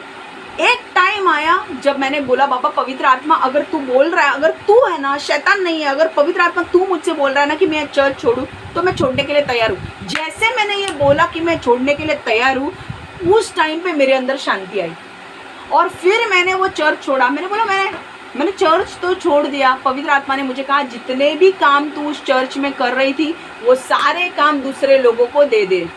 मैंने सबको बोल दिया, मैंने मेरे पास्टर को भी बोल दिया। पास्टर को विश्वास नहीं था, उसको लग रहा था मैं बेवकूफ़ हूँ ये काम कर रही हूँ। तो मैंने बोला भाई इसको कुछ भी लगने दे, मेरी हालत ख़राब हो रही है। मैंने पवित्र आत्मा को बोला कि मैं क्या करूँ, अभी मैं चर्च तो छोड़ रही हूँ, क्या करूँ। पवित्र आत्मा ने मुझे कहा कि तेरे सारे काम दूसरे लोगों को देना शुरू कर। मैंने सारे काम दूसरे लोगों को देना शुरू किया। और जैसा एक टाइम आया, क्योंकि मुझे 2 साल पहले परमेश्वर ने बोला था कि तुझे उस चर्च में सिर्फ 2 साल रहना है। 2 साल कंप्लीट होने के बाद मेरा पास्टर हीरोगिरी बन के आया और मेरे को बोल रहा है क्यों परमेश्वर ने बात नहीं की इस चर्च से निकलने के लिए। मैंने बोला अभी तक तो नहीं की है, देखते आगे। और जैसे उसने ये बोला, उसने जैन में ये बोला, फेब 8 को परमेश्वर ने कहा मुझे इस चर्च से तुझे निकलना है। और परमेश्वर ने, मैंने उसके कॉल किया, मेरे पास्टर को बोला देखो भाई मुझे पवित्र आत्मा इस चर्च से निकलने के लिए कह रहा है। तो जैसे मैंने कॉल किया उसे, वो मेरा कॉल अवॉइड कर रहा था, मुझसे बात करना अवॉइड कर रहा था, क्योंकि उसे पता था कि वो पवित्र आत्मा से है और वो शैतान है। जो है वो है, हमारे चर्चेस डिमोनिक है और हमारा चर्च है वो लाइट है। आप विश्वास नहीं करोगे, मैंने वो चर्च मार्च 2 को छोड़ दिया 2015 को। अब मुझे लग रहा था देखो परमेश्वर कैसे काम करता है। अगर तुम्हारी बुलाहट कहीं है ना, मैं क्यों अपने लाइफ का उदाहरण दे रही हूँ ताकि आप समझ सके कि हर चीज़ जो आपके लाइफ में होती है ना, आपके बुरे के लिए नहीं होती है, आपके अच्छे के लिए भी होती है। जब मैंने चर्च छोड़ा तो मेरे को समझ में नहीं आ रहा था, उस टाइम पे मेरे को जॉब भी छोड़ने के लिए कहा, मुझे समझ में नहीं आ रहा था जॉब क्यों छोड़ने का, मैंने छोड़ दिया, मैंने चर्च छोड़ दिया। अब क्या करना है मुझे कुछ पता नहीं था। और मेरी एक फ्रेंड थी, वो मुझे मिली मेरे ऑफिस छोड़ने के बाद, लास्ट डे मेरे ऑफिस छोड़ने के बाद मेरा लास्ट डे था, और मैं उसको मिलने के लिए गई। और मुझे जब भी वो मुझे मिलती थी मुझे एक ही चर्च के बारे में कहती थी कि यहाँ पे एक चर्च है, वो मैं माहिम में रहती हूँ तो माहिम से काफ़ी दूर था वो चर्च, तो यहाँ पे एक चर्च है, मैं वहाँ पे जाती हूँ, वो बहुत अच्छा चर्च है। और मैंने बहुत सुना उसके बारे में, और मैंने बाद में कहीं ना कहीं जाके डिसीजन लिया कि भाई मुझे वो चर्च में जाना है। और वो चर्च भाईंदर में था, बहुत दूर था वो चर्च, ठीक है, माहिम से भाईंदर। अभी कोई भी देखेगा ना कि हमारे करीबी चर्च, हमारा चर्च अगर नज़दीक हो तो ज़्यादा अच्छा है, बट उस टाइम पे परमेश्वर ने मुझे कहा कि जा, वो लड़की जो बोल रहे ना जिस चर्च में जाने के लिए, वहाँ पर तू जा। और मैं गई वहाँ पे गई, और वहाँ पे मैं भाईंदर में गई, मैं उस चर्च में गई, मैं 3 हफ्ते मैंने उस चर्च में निकाले। और 3 हफ्ते के बाद परमेश्वर ने मुझे बोला कि ये तेरा चर्च है, यहाँ पे तुझे और 2 साल निकालने हैं। और मैं जब वहाँ पर गई तो मैंने इतना कुछ सीखा वहाँ से जो मेरे पहले चर्च से मैंने सीखा नहीं था। मैंने वहाँ पे जाकर बहुत कुछ सीखा जो मुझे अभिषेक के बारे में पता नहीं था, प्रेयर कैसे करनी थी मुझे पता नहीं था। मुझे एक चांस मिला प्रीचिंग करने का, वो मुझे मिला, लोगों से बातचीत करने को मिला, उनके प्रॉब्लम समझने के लिए मुझे मिला, रियल टाइम जो चर्च में होता है वो मुझे सेटअप मिला सीखने के लिए वहाँ पे। और मैं आपको यही बोल रही हूँ ना कि अगर मैंने पहले वाला चर्च नहीं छोड़ा होता तो मुझे ये दूसरे वाले चर्च में, जो भाईंदर वाला चर्च है, वो भाईंदर वाले चर्च में मुझे इतना कुछ सीखने को नहीं मिलता। अब देखो मुझे क्या बोलना है, पहले जो मैं चर्च में जाती थी वो माहिम में था या खार में था मैक्सिमम, वो क्या डिस्टेंस कम है, यहाँ से 15 मिनट में हम पहुँच सकते हैं, बट भाईंदर 40 मिनट लगते थे। और 6:45 8 बजे का संडे का चर्च चालू होता था, 6:45 बजे की ट्रेन थी, वो मिस हो गई तो चर्च के टाइम पहली शुरुआत स्तुति आराधना की जाएगी, तो 6:45 बजे कैसे भी करके भाग के वो ट्रेन पकड़नी थी। मतलब घर से तुम कैसे भी करके 6 साढ़े 6 बजे निकलो, और ये हर संडे होता था, और मैं ट्यूसडे भी जाती थी। पर 2 साल मैं वहाँ पे रही, मैंने 2 साल सीखा। और देखो जब मैं नाइजीरिया गई 2 साल के बाद, मैं आपको बता रही हूँ कैसे रोल प्ले हुआ। नाइजीरिया जाने के बाद वो लड़की जिसने मेरे साथ कभी बात नहीं की थी, वो लड़की ने मुझे सिर्फ पलट के देखा, और अब पता था कि अब हम सोने वाले हैं। उसने मुझे सिर्फ एक ही चीज़ बोली कि जिस चर्च में तू है अब तू उस चर्च में मत रह, तू उस चर्च से निकल। और मेरे अंदर भी वही फील हो रहा था, क्योंकि मैं काफ़ी चीज़ें समझ चुकी थी, परमेश्वर कैसे बात करता है, क्या बात करता है, और मेरे अंदर वही चल रहा था कि मुझे अब मेरा, क्योंकि परमेश्वर ने मुझे कहा था कि ये भाईंदर वाले चर्च में भी तुझे 2 साल ही रहना है। तो 2 साल के बाद देखो वो लड़की ने कैसे मुझे बोला कि अब तू ये चर्च छोड़। तो ये क्या था, मेरा जो कॉलिंग था वो भाईंदर के चर्च में रहने का, वो ख़त्म हो रहा था। तो मैंने बोला अब मुझे क्या करना है, अब मुझे 2 साल वेट करना था, और 2018 वेट करना था, और 2000 मैंने वो चर्च छोड़ दिया, क्योंकि मुझे भी अंदर से लगा, जब मैं नाइजीरिया से इंडिया में आई तो मुझे वापस से वही फीलिंग आने लगी कि मुझे ये चर्च में अब नहीं जाना है। ओके, कई बार ऐसा है कि तुम्हारे पास्टर्स भी खराब हो सकते हैं, ओके, बट कई बार ऐसा भी होता है कि परमेश्वर की इच्छा है कि अब तुम्हें इस चर्च में नहीं रहना है। तो मैं जब आई तो मैंने मेरे पास्टर से बोला, मैंने जाके डिसाइड किया कि नहीं मैं पास्टर को बोलने वाली हूँ और मैं निकलने वाली हूँ। मैंने पास्टर से बात की, मैंने बोला देखो पास्टर मेरे को गॉड ये बोल रहा है, मैं निकल रही हूँ उस चर्च से। मैं निकल गई। 1 साल मुझे कुछ काम नहीं था, ना मुझे गॉड ने कोई चर्च में जाने दिया। उसके बाद जब 2019 आया तब परमेश्वर ने मुझे बोला अब तुझे तेरी मिनिस्ट्री स्टार्ट करनी है। आपको विश्वास नहीं होगा, जो पास्टर भाईंदर में मैं जाती थी उसने मुझे क्या बोला था, उसने मुझे बोला था उसकी मिनिस्ट्री तो, उसने मुझे नहीं मेरे फ्रेंड को बोला था कि उसकी मिनिस्ट्री तो 3 हफ्ते भी नहीं चलेगी। 2019 में आप इमेजिन करो एक पास्टर जिसके यहाँ पे मैं 2 साल रही हूँ, जिसके लिए मैंने इतनी मेहनत की, उसको मदद करती थी मैं डिलीवरेंस के लिए एंड इसके लिए, आज वही पास्टर तुम्हारे फ्रेंड को तुम्हारे बारे में ये बोल रहा है कि उसकी मिनिस्ट्री 3 हफ्ते भी नहीं चलेगी।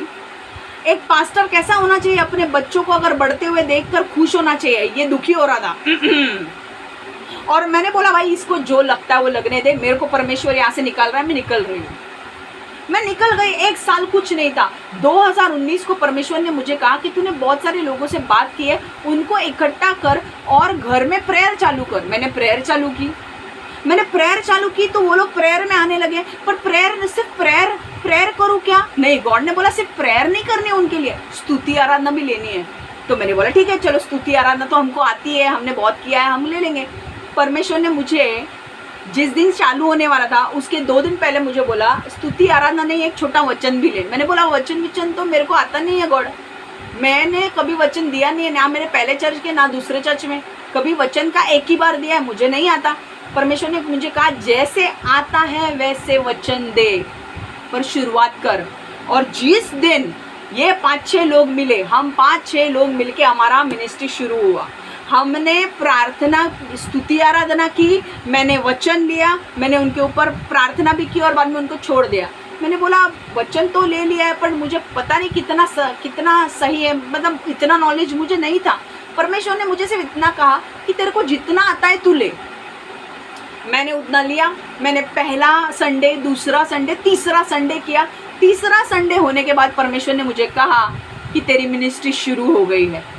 जो पास्टर ने मुझे बोला था कि 3 हफ्ते भी तेरी मिनिस्ट्री नहीं चलेगी, आज मेरी मिनिस्ट्री को 6 साल हुए हैं। ओके, तो कभी भी परमेश्वर के जन को हल्के से मत लो, उसके कार्यों को हल्के से मत लो, क्योंकि जिसके साथ परमेश्वर है वो कभी डूबेगा नहीं। ओके, कितना भी बड़ा से बड़ा पास्टर होने दो। अगर मैं एक बात बोलूँ, अगर तुम बड़े से बड़े पास्टर हो ना तो तुम हमेशा नम्र होने चाहिए, दूसरों के बारे में खराब चीज़ें नहीं बोलनी चाहिए तुम्हें। या तुम्हारे बच्चे अगर दूसरे पास्टर कर भी रहे ना तो तुम्हें ब्लेस करके उनको बोलना चाहिए कि जाओ प्रीच करो। ऐसा पास्टर होना चाहिए। ऐसा नहीं कि मैं हूँ तो मैं ही राजा हूँ और मैं ही इधर का सत्ता हूँ। नहीं, मैं राजा हूँ तो क्या हुआ, मैं और लोगों को, मैं हमेशा थोड़ी रहने वाली हूँ, मेरा टाइम आएगा मैं निकल जाऊंगी। पर उसके पहले मुझे बहुत सारे पास्टर्स को बना के जाना है ताकि वो चर्चेस चलाए, इंडिया में ही नहीं, ऑल ओवर द वर्ल्ड। तो जो रियल पास्टर होता है ना वो कभी भी अपने आप को कंपटीशन में नहीं रखता है, वो अपने बच्चों को बढ़ाता है, सिखाता है कि बढ़ो, सीखो और दूसरों को भी सिखाओ। क्योंकि मैं तो थोड़े साल के लिए हूँ, मेरे जाने के बाद कौन सिखाएगा। Every businessman has a successful successor and हमेशा एक सक्सेसर को रहना। जैसे रतन टाटा जी गए, उनके नीचे फटाफट एक सक्सेसर रखा कि भाई अगर रतन टाटा जी का एज हो गया है, वो गुजर गए, तो उनके बाद उनका सक्सेसर रहेगा, वो बिजनेस चलाएगा। तो क्यों पास्टर नहीं करना चाहिए? पास्टर को क्यों जलसी हो रही है? ये जलसी वलसी सब शैतान की ओर से है। वो पास्टर क्या करता था, सिर्फ अपने बच्चों को खड़ा करता था, मेरे बच्चे, उसके सगे बच्चे, और बोलता था मेरे को देखकर बोलता था मेरा बच्चा 1 लाख लोगों का पास्टर होगा। और मेरे को बोलता था तू नहीं, मेरा बच्चा होगा। मेरे बाप ने, वो ऊपर वाले बाप ने सुन लिया, फिर बोला ये भी शैतान पास्टर है, इसके अंदर भी शैतान भरा हुआ है, इसीलिए ना ये तुझे बढ़ने नहीं दे रहा है। मेरे बाप ने, जो ऊपर वाला यीशु है ना, उसने बोला भाई मैं दिखाता हूँ कौन 1 लाख का पास्टर बनेगा और कौन नहीं। 1 लाख तो बहुत है, पूरी दुनिया का पास्टर वो बनेगी। समझ में आ रहा है? तो सिर्फ यीशु के पीछे चलते रहो, ये है कॉलिंग। और जब आज 6 साल हो चुके हैं, ओके, मैं क्लियरली बोल रही हूँ, मेरी आमदनी कुछ नहीं होती है इस चर्च वचन लेके, या कुछ बड़ी आमदनी नहीं है, पर मुझे कोई प्रॉब्लम नहीं है। मेरे लिए परमेश्वर सारी चीज़ें उपलब्ध करता है और मैं 6 साल से जो भी कर रही हूँ मैं बहुत खुश हूँ।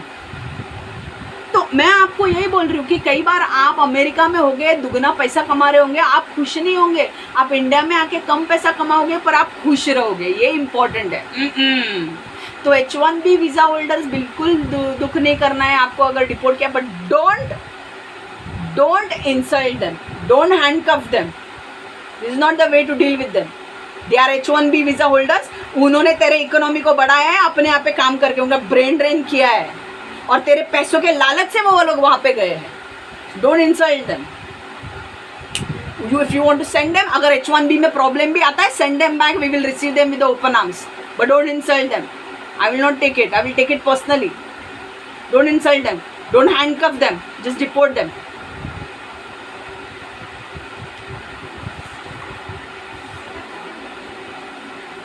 एक चीज़ मैं आपको बोलना चाहती हूँ, देखो मैं पता नहीं ये वचन जा रहा है अब आगे बढ़ रहा है, पर मैं अब पूरा करूँ ये वचन। जस्ट एक ही चीज़ है बोलने के लिए, सिर्फ फटाफट हम ले लेंगे, ये वचन पूरा हो जाएगा 12:30 तक और 20 मिनट में हो जाएगा। जब भी परमेश्वर आपको किसी भी बुलाहट में बुलाएगा, चाहे वो कोई भी रोल हो, चाहे वो मिनिस्ट्री नहीं हो, चाहे आपको गॉड बोल रहा है ग्राफिक डिज़ाइनर बन तो ग्राफिक डिज़ाइनर बनो, आपको बोल रहा है इस कॉलेज में एडमिशन ले तो उसी कॉलेज में एडमिशन लो, आपको बोल रहा है उस स्कूल में एडमिशन लो। पेरेंट्स से बात करेगा गॉड कि कौन से स्कूल में डालना है। भाई इधर तो इतने सारे कॉन्वेंट स्कूल है। आपको पता है ये सच्ची कहानी है, मेरे मम्मी पापा ने मुझे कॉन्वेंट स्कूल में नहीं भेजा क्योंकि मैं यीशु में जाऊंगी इसलिए। बिना यीशु ने बोला भाई तू उसको कॉन्वेंट में नहीं भेजेगी, साधारण स्कूल में भेजेगी, तो भी मैं उसको चुनने वाला हूँ क्योंकि वो मेरी है। सो मैं इसीलिए आपसे बोलना चाहती हूँ, अगर वहाँ पे कॉन्वेंट में जाके लोग यीशु में नहीं है कि नहीं, तो शैतान ने इतनी चाल चली थी कि मुझे कॉन्वेंट में नहीं डालना है ताकि मैं क्रिश्चियन ना बनूं। और मैंने बोला भाई मेरे को एक टाइम आया, गॉड ने बोला तू जिस स्कूल में भी जा तेरा टाइम आएगा तो मैं तेरे से मिलूंगा। और मैं ऐसे मिली परमेश्वर से कि पूछो मत, मैं तो फ़ैन हो गई परमेश्वर की, मैं बहुत प्यार करती हूँ परमेश्वर यीशु से और मेरी लाइफ बदल गई, मैं बहुत खुश हूँ। बट एक चीज़ मैं बोल रही हूँ, आपको परमेश्वर जो कॉलेज में बोलेगा उस कॉलेज में एडमिशन लो, जो स्कूल बोलेगा उस स्कूल में एडमिशन लो, भले वो स्कूल छोटी हो या अच्छी हो या गरीब हो या जो भी है, उस स्कूल में एडमिशन लो। मुझे यहाँ से भाईंदर जाना था, मेरा पहले का चर्च माइम में था, करीब था, यहाँ पे 15 मिनट में मैं वहाँ पे पहुँची थी। वहाँ पे 1-1.5 घंटा ट्रैवलिंग होता था भाईंदर जाने के लिए, पर जहाँ पे मुझे परमेश्वर ने डाला मैं वहाँ पे गई। मैं सोच रही थी, आपको पता है, मैं आप विश्वास नहीं करोगे, मैं इस बारे में भी सोच रही थी। मुझे ऐसा लग रहा था कि मेरा कॉलिंग यूएस के लिए है। इंडियन लोगों को धक्का लगेगा, मेरा कॉलिंग यूएस के लिए। मुझे बहुत हो रहा था कि मैं यूएस जाऊँ, बट गॉड ने कैंसिल किया, यूएस नहीं जाना है, तुझे इंडिया में मिनिस्ट्री खोलनी है। तो मैं इंडिया में रही, otherwise I was suppose to go to, मैंने एग्ज़ाम्स भी दिए थे IST QB के, और मुझे यूएस में आराम से नौकरी मिल जाती। बट गॉड को चाहिए था कि no US baby, no US, you have to be in India, India में तेरी ज़रूरत है। सो मैं इंडिया में रह गई। सो जहाँ पे अगर गॉड तुम्हें नहीं जाने को बोल रहा है, डोंट गो देयर। आपको जिस लड़की के साथ शादी नहीं करने को बोल रहा है, वहाँ पे शादी मत करने जाओ, बर्बाद होके रहोगे। जिस लड़के के साथ आपको शादी करने को बोल रहा है, जिस लड़की के साथ आपको शादी करने को बोल रहा है, चाहे वो लंगड़ा लूला, लंगड़ी लूली, अंधी काली, जैसे भी हो, उसके साथ शादी करो। आप सुख की ज़िंदगी जियोगे क्योंकि आपके बीच में परमेश्वर होगा और परमेश्वर सारी चीज़ें संभाल लेगा। ठीक है, देखो एक मुझे वचन लेना है, वो उस वचन के बाद हम एंड करेंगे। वो वचन है मत्ती 8। तो यहाँ से हमें सीखना क्या है? यहाँ से हमें सीखना ये है, ओके मैं वचन लेने के बाद बताती हूँ, ठीक है। मत्ती 8:21 से 22।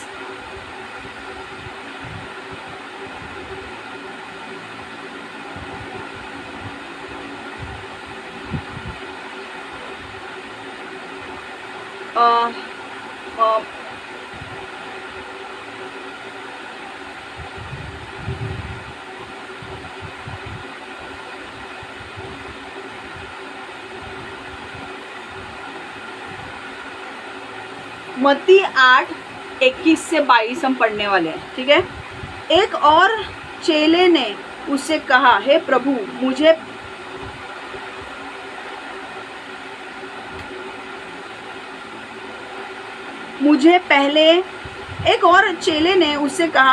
मुझे पहले जाने दे कि अपने पिता को गाड़ दूं। यीशु ने उससे कहा, तू मेरे पीछे हो ले और मुर्दों को अपने मुर्दे को गाड़ने दे। ओके, इसका अर्थ क्या है? एक चेला बोलने लगा कि मेरे माता पिता मर गए, मुझे उनको पहले गाड़ के तेरे पीछे आने दे। ओके, तो यीशु ने कहा जो मुर्दे हैं उस मुर्दे को दफनाने दो, तू मेरे पीछे चल। इसका मतलब क्या है? इसका मतलब ये नहीं है कि यीशु उसको बोल रहा है कि अपने माता पिता को गाड़ के मत आ, नहीं। इसका मतलब ये है कि यीशु उसको बोल रहा था पहली प्रायोरिटी, पहला इंपॉर्टेंस परमेश्वर के काम को दे। समझ में आ रहा है? कई बार ऐसा हो सकता है कि तुम वचन ले रहे हो और तुम्हें न्यूज़ आ जाती है कि तुम्हारे माता पिता का देहांत हो गया है, तो तुम क्या करोगे? वचन छोड़ के जाओगे? नहीं। पहली प्रायोरिटी किसको दोगे? गॉड को दोगे। तो हम क्या बोलेंगे, तब तक बॉडी रखो या तो फिर मॉर्चुरी में रखो, मेरा वचन होने के बाद मैं आऊँगी वहाँ पे देखने के लिए। समझ में आ रहा है? तो पहली प्रायोरिटी किसको देनी है? ये नहीं बोल रहा है यीशु कि भाई तुम्हारे माँ बाप जो मर गए उनको गाड़ो मत, नहीं, ये नहीं बोल रहा है। इसका और यीशु ये बोल रहा है कि भाई सबसे ज़्यादा प्रायोरिटी परमेश्वर को दो। फर्स्ट प्रायोरिटी परमेश्वर होना चाहिए आपके जीवन में, सबसे पहली प्रायोरिटी परमेश्वर होना चाहिए और परमेश्वर की बातें होनी चाहिए। जो परमेश्वर आपको बोल रहा है वो प्रायोरिटी नंबर 1 होनी चाहिए। समझ में आ रहा है? मैं वापस से ये वचन ले रही हूँ इंग्लिश में, फटाफट हम ख़त्म करेंगे। अब एक इम्पॉर्टेंट है, मैं कुछ नहीं कर सकती, I have to take this. Matthew 8:21-22. Another disciple said, another disciple said to him, Lord, first let me go and bury my father. But Jesus told him, follow me and let the dead bury their own dead. मैंने अभी तुम्हें कहा कि यीशु यहाँ से सिर्फ एक ही मुद्दा बोलना चाहता है कि तुम्हारे माँ बाप भी मर गए हैं तो उनको गाड़ो। मैं ये नहीं बोल रहा गाड़ो का, पर पहला परमेश्वर का जो काम है वो करो और फिर वो करो। अगर मैं वचन यहाँ पे ले रही हूँ और मुझे अगर न्यूज़ आती है कि कोई मर गया है, मैं उसको बोलूँगी उसको मॉर्चुरी में डाल, मुझे ये वचन ख़त्म करके मैं आऊँगी। परमेश्वर का काम बीच में नहीं छोड़ूंगी, क्योंकि पहली प्रायोरिटी किसको देनी है? परमेश्वर को। मराठी में नाही घेतलं ना आता? मराठीमध्ये घेतलं, हिंदीमध्ये घेतलं ना?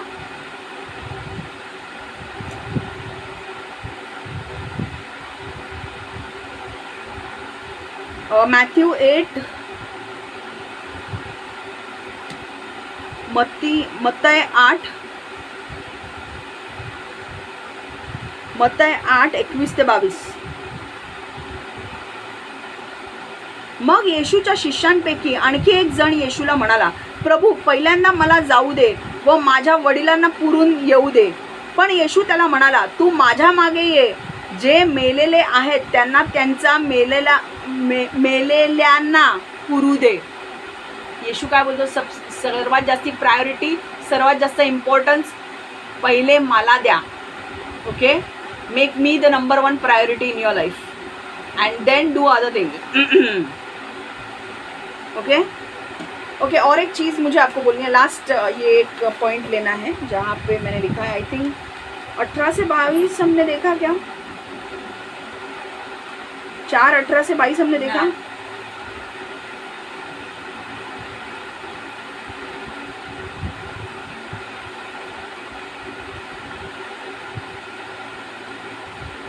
ओके, मत्ती 4:21 से 22, ये इंपॉर्टेंट वचन है। यहाँ से आपको क्लियर कट समझ में आएगा मैं आपको क्या बोलना चाहती हूँ। जब भी परमेश्वर आपको बुलाहट देता है, आपको कॉलिंग देता है कुछ काम करने के लिए, उसके मिनिस्ट्री में आने के लिए या कुछ और काम करने के लिए, don't ask him questions, just do it. उसके ऊपर उसको सवाल मत पूछो, सिर्फ वो काम करो। कैसे? देखो, इंग्लिश में पढ़ रही हूँ। मैथ्यू 4:21-22.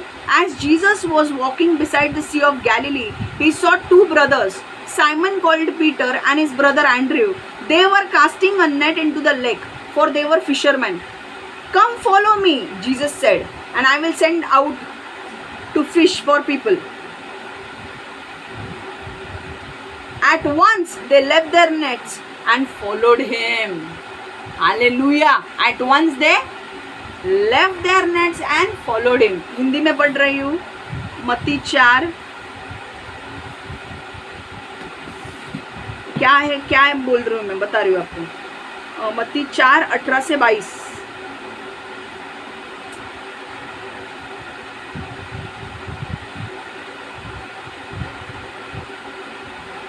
उसने गलील के, मत्ती 4:18 से 22 पढ़ रही हूँ और फिर आपको एक्सप्लेन कर रही हूँ।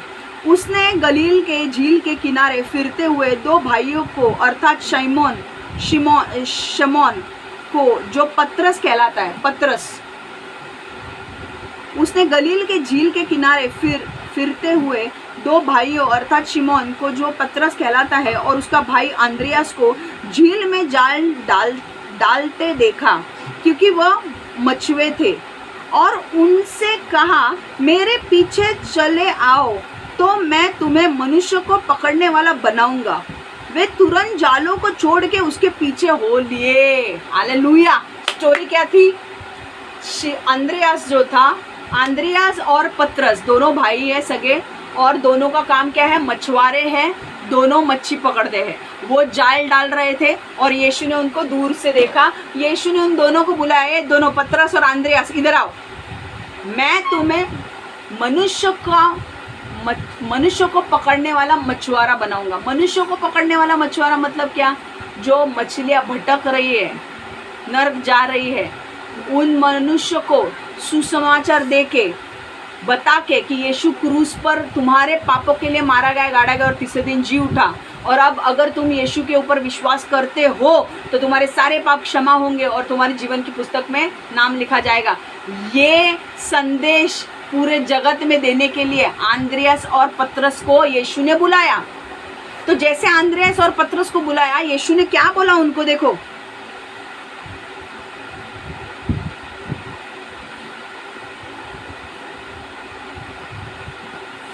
उसने गलील के झील के किनारे फिरते हुए दो भाइयों को, अर्थात शिमोन को जो पतरस कहलाता है और उसके भाई अंद्रियास को झील में जाल डालते देखा, क्योंकि वे मछुए थे, और उनसे कहा, मेरे पीछे चले आओ तो मैं तुमको मनुष्य को के पकड़ने वाले बनाऊंगा। वे तुरंत जालों को छोड़ के उसके पीछे हो लिए। उन्होंने क्या किया? सवाल नहीं पूछे कि यीशु कैसे करेंगे, क्या करेंगे, नहीं, उन्होंने जाल डाल दिया, छोड़ दिया और वो यीशु के पीछे चलने लगे। हालेलुया। यही आपको करना है। जब परमेश्वर आपको कुछ भी करने के लिए बुलाता है, ज़्यादा क्वेश्चंस मत करो यीशु से, कैसे होगा, क्या होगा, कैसे होगा, नहीं। यीशु ने बोला है, अपना काम छोड़ दो, जो यीशु ने बोला है वो करो। पतरस और अंद्रियास जाल डाल रहे थे, यीशु ने बुलाया, उन्होंने जाल फेंक दिए और वो यीशु के पीछे हो लिए। और आखिर में क्या हुआ? 3-3.5 साल तक वो यीशु के साथ रहे, और बाद में परमेश्वर ने अंद्रियास, पतरस को इस्तेमाल किया यहूदी लोगों के लिए और यूनानी लोगों के लिए भी सुसमाचार देने के लिए। और बहुत सारे लोग, एक बार तो ऐसा हुआ कि पतरस ने जब सुसमाचार दिया तो 3000 लोग यीशु में आए। हालेलुया, आमेन। तो अब मैं मराठीमध्ये नाही वाचला ना?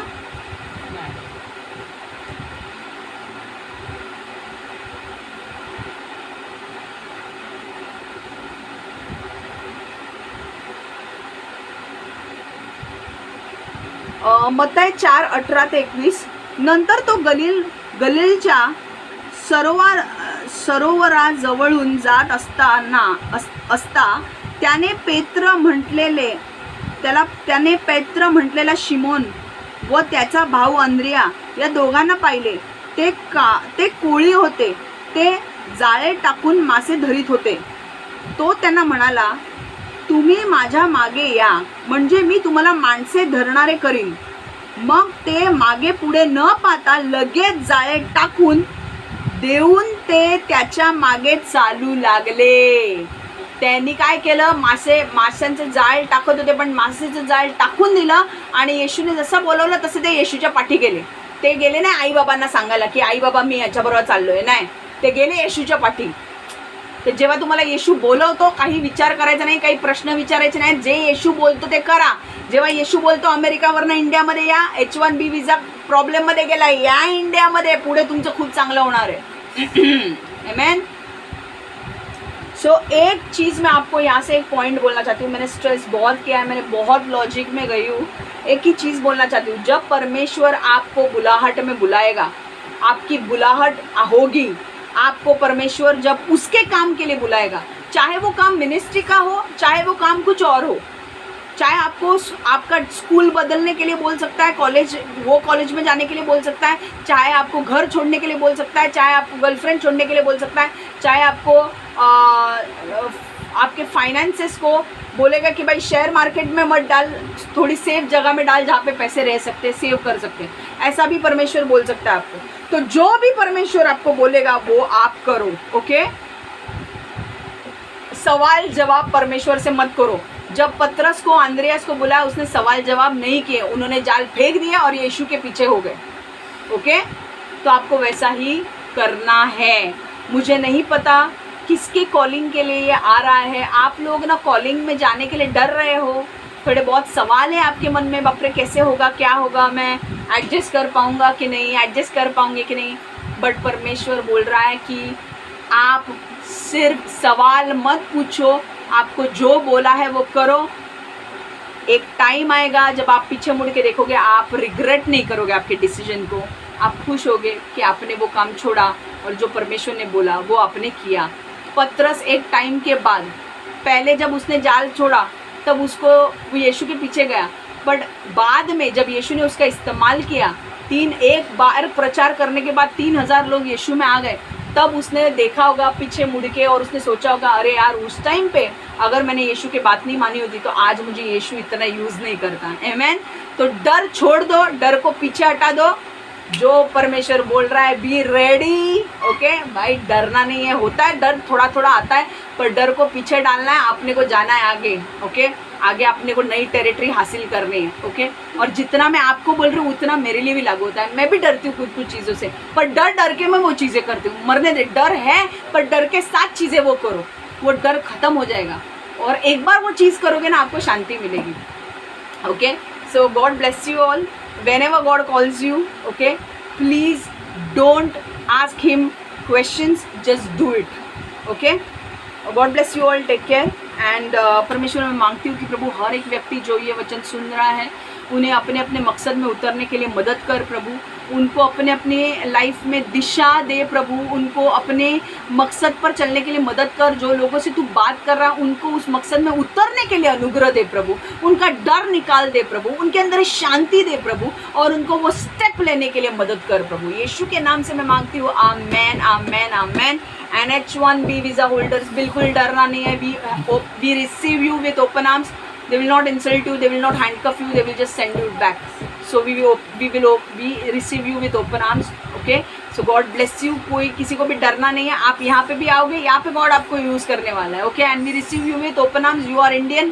भले तो आपने छोड़ के हम वहाँ पे गए थे, आप छोड़ के हमें गए थे, but you are still coming back. We receive you with open arms. You are like prodigals to us. Okay, जो pastors है वो हंस रहे होंगे, मैंने prodigals बोला। Okay. So don't worry. Okay, God bless you all. Take care.